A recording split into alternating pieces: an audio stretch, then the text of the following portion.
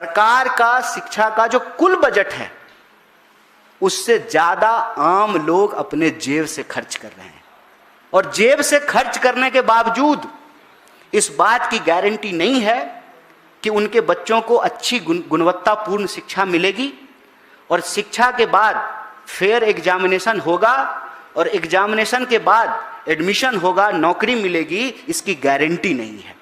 इसीलिए कांग्रेस पार्टी के लिए शिक्षा का सवाल एक अहम सवाल है।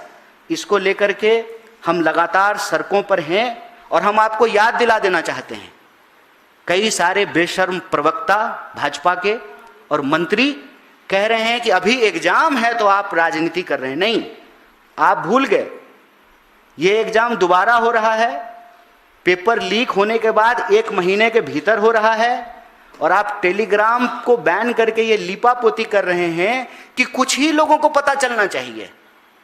पेपर लीक जो है पता कब चला?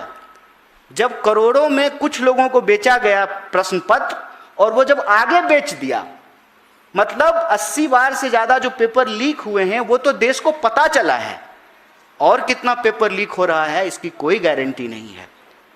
और वो बेशर्मी की हालत ये है कि जवाबदेही तय करने की बजाय कह रहे हैं कि 2 दिन के बाद एग्जाम है, आप प्रेजेंटेशन दे रहे हैं।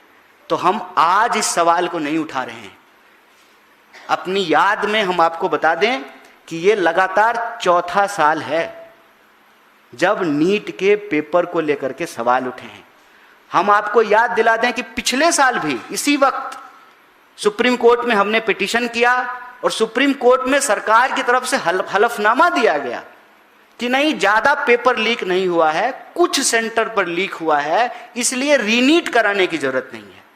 इस बार जब पेपर लीक का मुद्दा आया, हम लोग सड़कों पर थे, तो सरकार आनन फानन में खुद ही रीनीट कराने चली गई, और रीनीट का घोषणा करने के बाद कह रही है फिर वही जवाब कि थोड़ा सा प्रश्न लीक हुआ था, बिल्कुल थोड़ा सा।